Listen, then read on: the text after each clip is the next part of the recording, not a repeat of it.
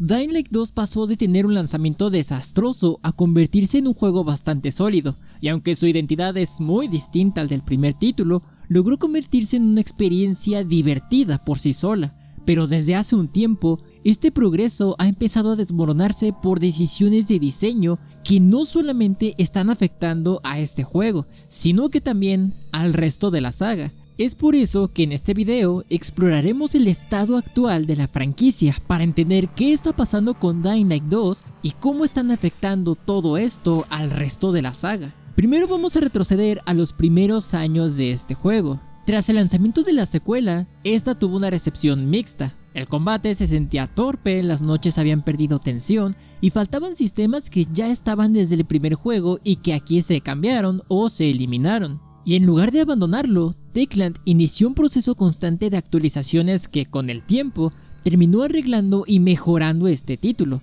Regresaron mecánicas clave como la reparación de las armas, se amplió la personalización con el transmog, se añadieron nuevas rarezas de armas, se implementaron nuevos tipos, ahora puedes recoger lo que tiran los enemigos y se profundizó más en la progresión con los niveles de leyenda y más adelante con la dificultad pesadilla. El parkour también recibió muchas mejoras de peso, las noches regresaron a ser terroríficas como en el primer juego, se implementó el New Game Plus e incluso lanzaron el DLC de Bloody Ties, y aunque fue bastante polémico, trajo varios objetos útiles para el combate y sobre todo, lore para la saga. En conjunto, durante sus primeros años, el juego poco a poco se convirtió en lo que debió ser en el lanzamiento y demostró que Techland estaba escuchando a la comunidad. Pero en 2023 llegó un punto de inflexión para esta franquicia.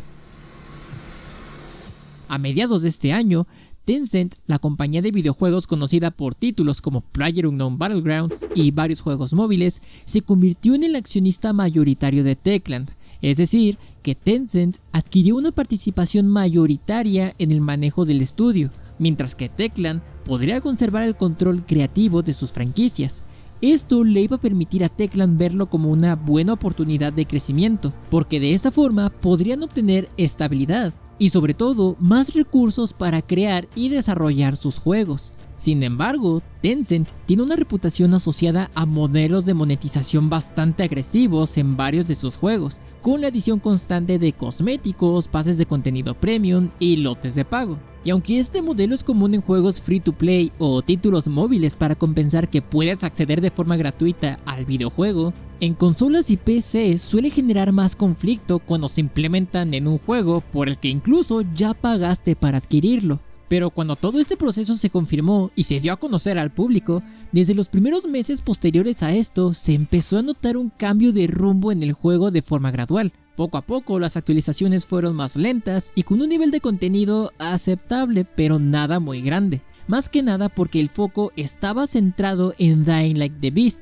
y con este juego vemos otra parte del panorama. Lo que originalmente se presentó como una gran expansión del segundo juego, terminó convirtiéndose en otro independiente que llegó primero a PC y consolas de nueva generación, como Xbox Series y PlayStation 5. Luego del lanzamiento, el soporte de Dying Light the Beast ha sido relativamente activo desde sus inicios. Sin embargo, desde antes de que se lanzara, ya habían prometido que llegaría a consolas de vieja generación, es decir, Xbox One y PlayStation 4 a finales de 2025.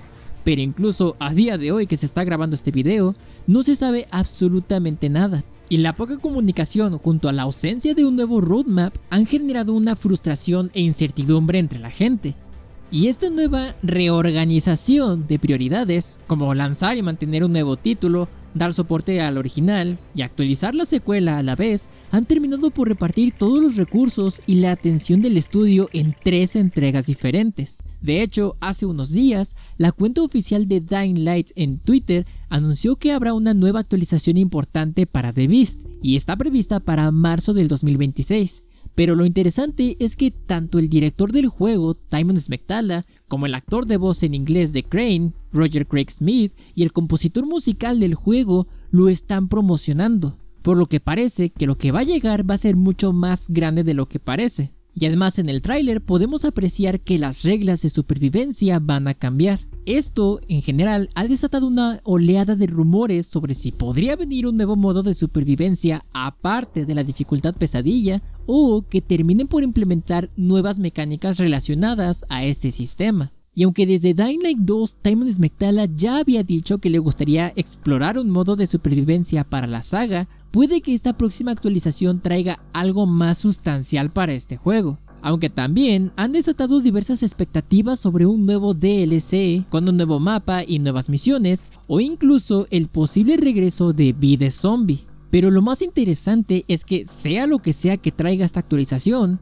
este juego es, por ahora, el único título de la saga sin ningún tipo de microtransacción, y todo su contenido puedes acceder a él solamente jugando. Pero no se sabe si esto se mantenga en la próxima cuarta entrega de la franquicia. Y sí, esto lo podemos saber, ya que 3 meses después del lanzamiento de The Beast, Techland publicó una oferta de trabajo donde están buscando a un diseñador principal de juegos online. Citando textualmente, dicen de que lo ocupan para una nueva experiencia de este tipo en la franquicia de Dying Light, y requieren que cuente con experiencia a nivel senior, es decir, que tenga un mínimo de 6 años de experiencia en este ámbito, en el diseño de juegos para títulos online y de servicio en vivo.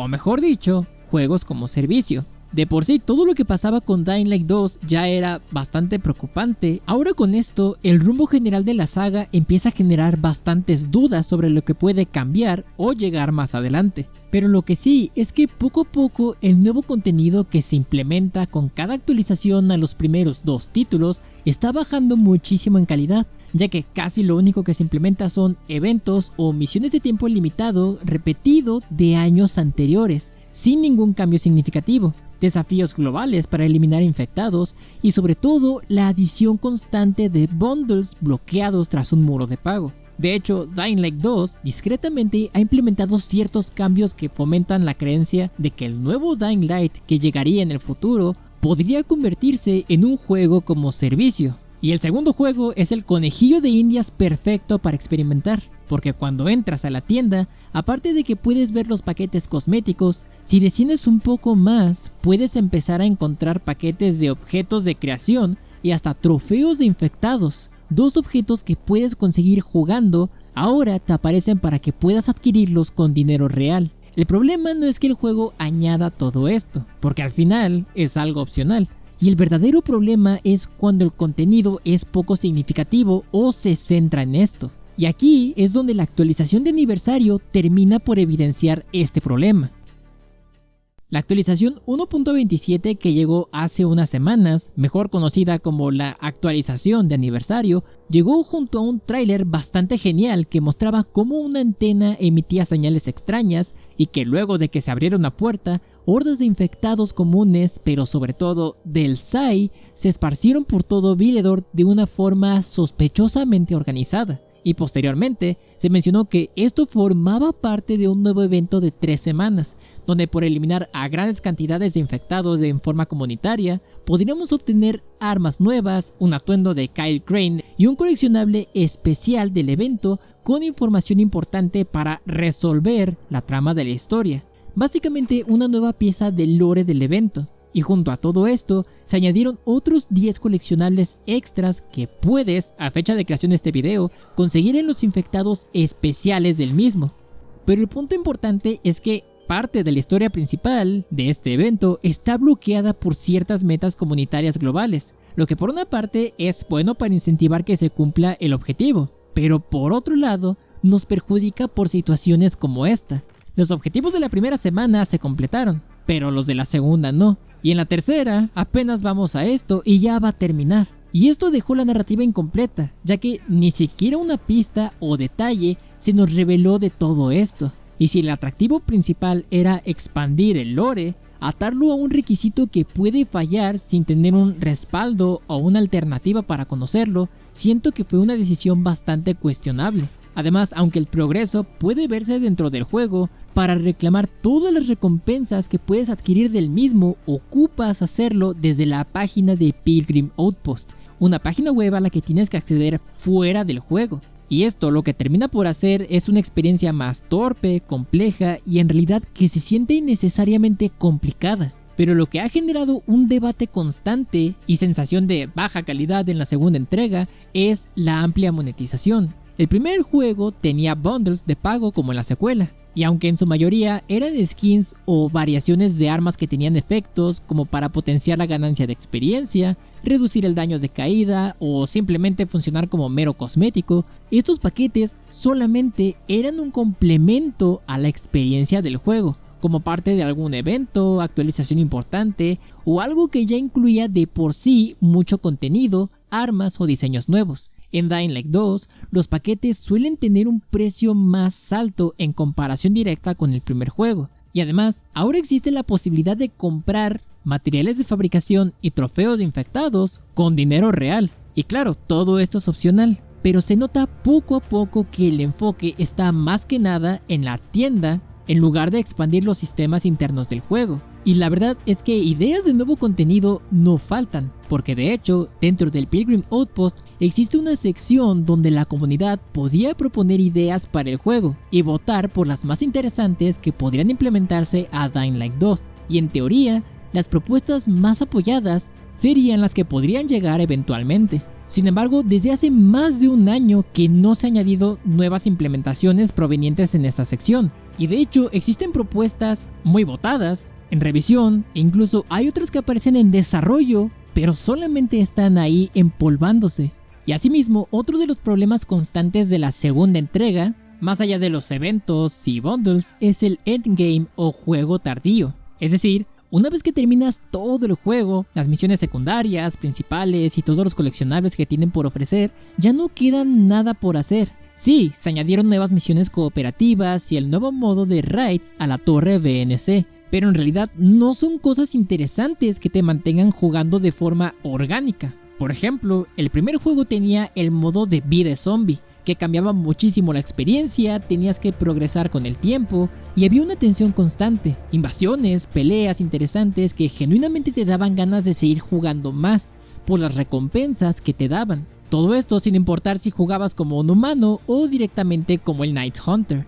Y Dying Light 2 no tiene un modo equivalente que transforme la base del juego o directamente la complemente. Por ejemplo, un modo que quedaría perfecto a la identidad del juego aprovechando las grandes hordas de infectados sería un modo horda permanente, donde puedas defender una zona o incluso simplemente aguantar tanto como puedas y que puedas fortificar con barreras, que recibas apoyo de los NPCs o algo similar que aproveche todo lo ya existente. O incluso un sistema dinámico de facciones que esté dentro de la base del juego y que cambie el mapa de forma natural y constante, sin que dependa tanto de tus decisiones o a quién quieres apoyar, simplemente que todo se base en el dominio de territorios temporal, por lo que en pocas palabras, no existe una mecánica que reactive la experiencia a largo plazo, que no sea repetir la historia, misiones secundarias o las raids a la torre BNC. La ventaja detrás de la última actualización que metieron es que se integró para el kit de modding de Dying Light 2 un plugin de Blender. Esto quiere decir que ahora la gente que se dedica a desarrollar mods ahora podrá ser capaz de importar modelos 3D completamente nuevos, como por ejemplo armas, cosméticos o incluso sistemas o proyectos más ambiciosos que requieran de esta herramienta. Y esto a su vez va a permitir que el nuevo contenido pueda llegar a consolas y PC, por lo que definitivamente esta implementación va a cambiar lo que la comunidad puede añadir en el juego. Pero depender exclusivamente de la comunidad de mods para revitalizar un juego también deja claro que el contenido oficial necesita un empujón más fuerte para que el juego y la saga en general siga siendo más relevante. Así que en pocas palabras, hay varias señales contradictorias en el futuro de la saga. Por un lado, la próxima nueva actualización de marzo para Dying Light the Beast y la ausencia de microtransacciones en este juego son buenas noticias que muestran que Techland sí puede priorizar experiencias puras y modos verdaderamente significativos, aunque falta ver cómo se desarrolla. Pero por otro lado, la realidad del soporte fragmentado, la tienda activa en Dying Light 2 y la búsqueda de perfiles para juegos como servicio siguen alimentando la preocupación de toda la comunidad. Por lo que en conclusión, Dying Light 2 no es un mal juego, de hecho es divertido y supo recuperarse con cada nueva actualización, que de hecho le hicimos un video completo al respecto. Pero actualmente está siendo usado como conejillo de indias para probar la monetización y eventos para un juego como servicio. Y al mismo tiempo, Dying Light the Beast dentro de poco tendrá una actualización importante, y aunque el juego no incluye nada de las microtransacciones de Dying Light 2, aún no existen noticias ni comunicación referente a la salida de las versiones de vieja generación. Sin embargo, dime tú qué opinas acerca del futuro de Dying Light. ¿Tú aún sigues jugando alguno de estos? ¿O cuál crees que sea el futuro de la franquicia de ahora en adelante? Te invito a que lo dejes aquí abajo en la caja de comentarios. Así que pues nada, espero que les haya gustado muchísimo este video. Si te gustó, te sirvió o te interesó, te invito a que dejes tu delicioso like, ya que con esto nos demuestras de que quieres ir viendo más contenido como este. Ahora sí que pues sin más, nos vemos y hasta la próxima.